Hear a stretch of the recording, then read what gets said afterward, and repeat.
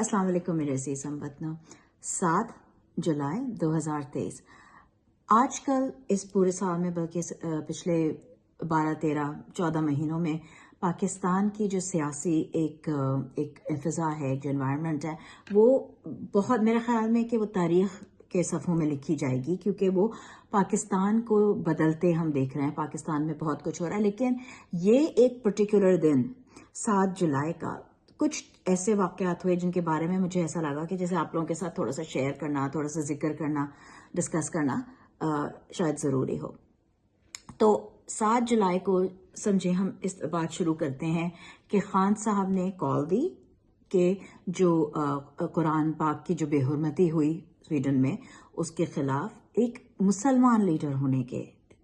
ناطے انہوں نے صرف ایک پاکستانی نہیں، لیکن انہوں نے جیسے کہ آپ نے دیکھا تھا کہ انہوں نے اپنی پریمیئرشپ کے زمانے میں بھی انہوں نے کس طرح سے پاکستان کا نہیں بلکہ مسلمانوں کے کاز کو آگے بڑھایا تھا، جب انہوں نے یونائیٹڈ نیشنز میں جا کر اسلاموفوبیا کی بات کی تھی اور ایک باقاعدہ اسلاموفوبیا کے عالمی دن کو بنایا گیا تھا، اس کے بعد مقرر کر دیا گیا تھا. تو یہ بات بڑی ایک دفعہ پھر بہت ہی اس کے بارے میں سوچنا چاہیے کہ ایک خان صاحب نے ایک مسلمانوں کی ایک امت کا لیڈر ہوتے ہوئے انہوں نے یہ پروٹیسٹ کی کال کی. اور اس کے بعد اب تک آپ یہ سوچیں کہ اس سے پہلے تک پاکستان کی یہ جو ہمارے اوپر ایک مسلط کی ہوئی ایک جو حکومت ہے، ان میں سے کسی نے اس وقت تک اتنے بڑے حادثے کو، اتنے بڑے انسیڈنٹ کو کہیں اس کے بارے میں کوئی ذکر نہیں کیا، اس کے بارے میں کوئی بات نہیں کی. اچانک سے جو ہے وہ حکومت جاگ جاتی ہے اور وہ کہتے ہیں کہ جی جمعے کو ہوگی، پروٹیسٹ ہوئے گی. اچھا، مزے کی بات یہ ہوئی اس کے بعد کہ پروٹیسٹ تو ہوئی، اور جس طرح ہوئی اس نے دکھا دیا کہ پاکستان کی قوم کے بارے میں آپ چاہے کچھ کہیں، یہ قوم جاگی ہوئی ہے. یہ اپنے حقوق کے بارے میں، یہ اپنے جو ان کی فیلنگز ہیں، جو چاہتے ہیں وہ منوائیں گے. اور چاہے کتنی بھی زیادہ ایک اپریشن کی، ایک غم و غصے کی، ایک ٹیرر کی، ایک ڈر کی فضا پورے ملک میں ہوئی تھی، اس کو پہلے اس میں جو پہلی دراڑ آئی تھی وہ جب فلیگ ڈے ہوا اور ساروں نے ملک بھر میں جھنڈے لگائے پی ٹی آئی کے سپورٹ کے، اور اس کے بعد اس پروٹیسٹ میں ہزاروں لاکھوں کی تعداد میں لوگ نکلے. انہوں نے ہاتھ میں پی ٹی آئی کے جھنڈے لیے تھے. یہ بالکل واضح ہو گیا کہ وہ خان صاحب کی کال پہ باہر نکلے ہیں اور حکومت پاکستان کی نہیں. اور یہی وجہ ہوئی کہ جو ملک کے جو سارے کے سارے اتنے بڑے بڑے ٹی وی سٹیشنز ہوئے، اتنے سارا میڈیا ہے، ان میں کسی نے بھی اس پروٹیسٹ کو، اس مذمت کو کور ہی نہیں کیا، کیونکہ یہ صاف ہو جانا تھا کہ یہ حکومت کی کال پہ کوئی نہیں نکلا ہے، بلکہ قائد تحریک عمران احمد خان نیازی کی کال کے اوپر ان کی جو مسلمانوں کی جو امت ہے، جو پاکستانی ہیں مسلمان، وہ باہر نکلے ہیں خان صاحب کی کال کے اوپر. اچھا،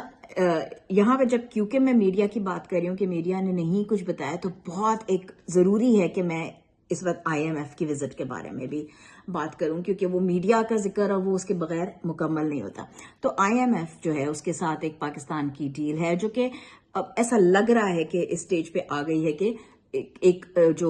انٹرم ڈیل ہوتی ہے 3 مہینے کے قریب کی، وہ ہو جائے. تو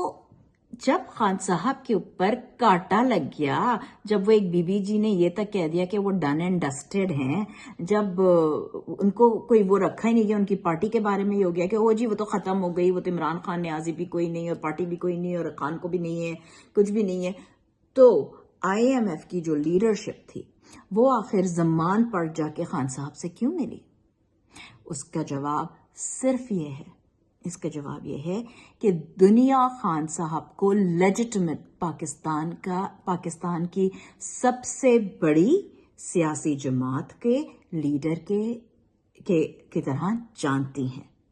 اور جس طرح پوری دنیا میں یہ کہا جاتا ہے کہ شریف جو ہیں وہ پینٹ ہاؤس پائرٹس ہیں اور ان کی غیر اخلاقی طرح سے اور غیر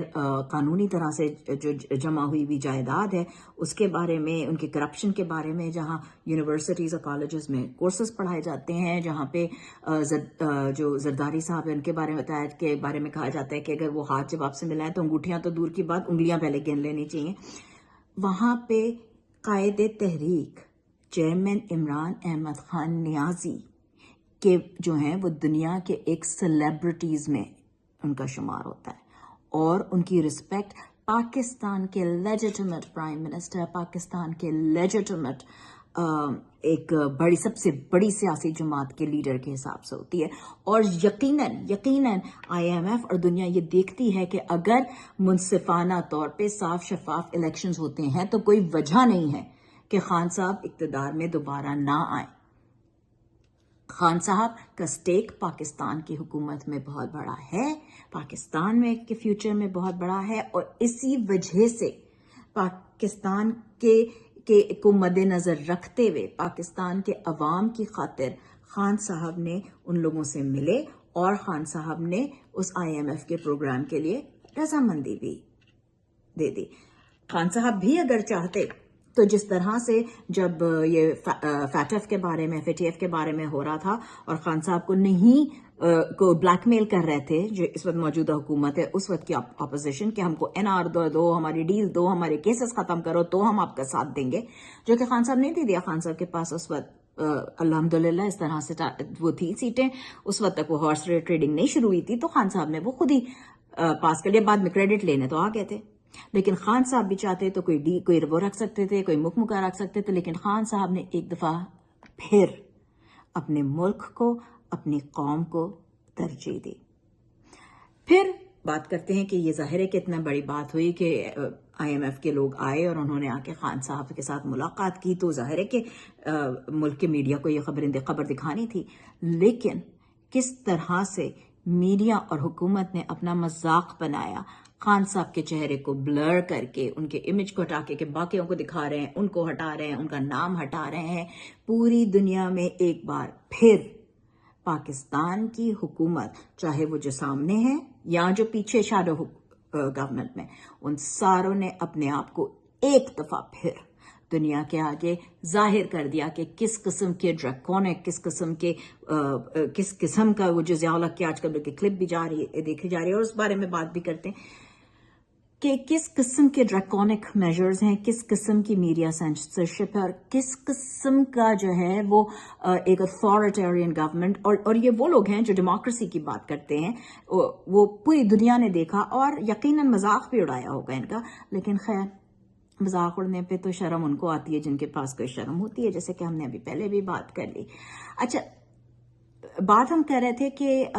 جو ہے وہ کس کہ ضیاء الحق صاحب کی بھی ایک پرانی مرحوم کی ایک ویڈیو آ رہی ہے جس میں وہ ایک انٹرویو دے رہے ہیں، جس میں وہ جسٹیفائی کر رہے ہیں کہ اس وقت کے جو ایک بڑے سیاستدان تھے، لیڈر تھے، ذوالفقار علی بھٹو، کو پھانسی چڑھا دینا، وہ جسٹس، حالانکہ وہ کس طرح سے جسٹس ہوتا ہے وہ سارا، مطلب ہم ان لوگوں میں سے جنہوں نے وہ ضیاء کا مارشل لاء دیکھا ہے، اور یقین مانیں کہ ہم نے ضیاء کا مارشل لاء دیکھا، ہم نے مشرف کا دیکھا، ہم نے یہ دیکھا، لیکن مشرف جو ہے وہ بھی ڈکٹیٹر صحیح، انہوں نے میڈیا کو آزاد کرا تھا.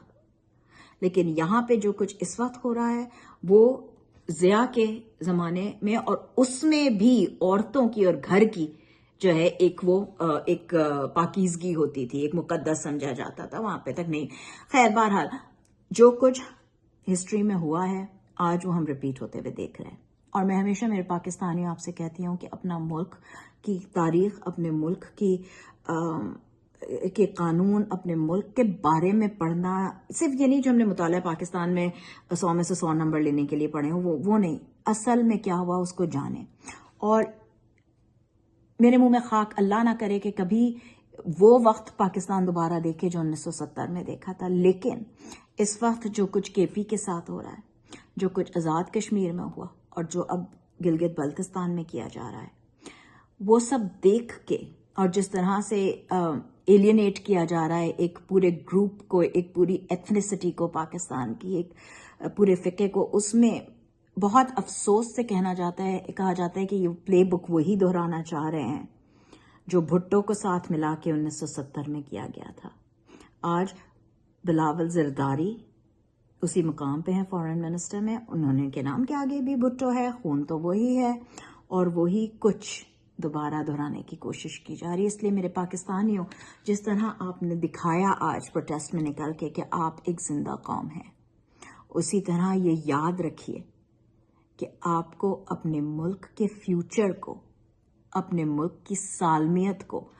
خود ہی سنبھالنا ہے.